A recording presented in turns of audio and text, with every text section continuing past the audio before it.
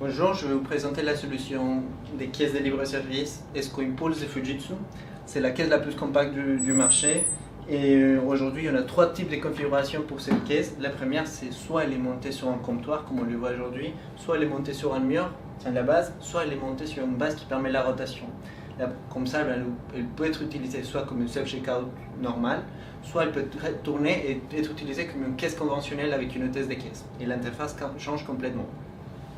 Après, pour la partie du logiciel, des solutions, cette solution va nous permettre de faire de la personnalisation pour les clients qui sont en face de nous, par rapport à la saison ou par rapport à une marque spécifique. On va dire qu'il y a une mini régie de pub sur la caisse. Aujourd'hui, ce qu'on propose, c'est de demander la carte de fidélité comme première action. Comme ça, on va pouvoir personnaliser, reconnaître la personne qui est en face de nous avant de faire la vente. Du coup, j'ai ma carte de fidélité sur mon téléphone et moi, je peux la scanner. Et comme ça, elle va être personnalisée pour les clients qui sont en face de moi.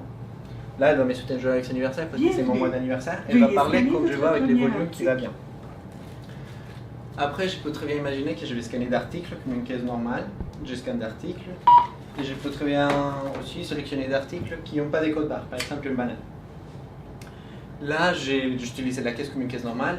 Et il y a une partie qui est très intéressante qui vient s'interfacer avec la solution des bracelets connectés pour les employés de Fujitsu.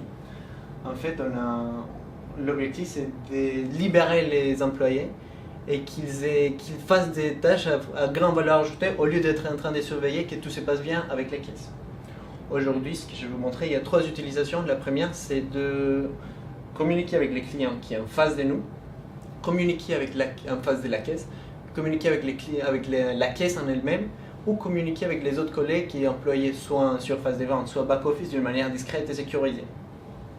Du coup, là, je vais communiquer avec les clients qui sont en face de moi. Normalement, tous les employés ont une montre connectée.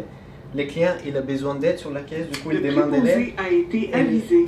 Tous les employés sur leur montre vont recevoir une notification comme quoi il y a quelqu'un dans une caisse spécifique qui a besoin d'aide.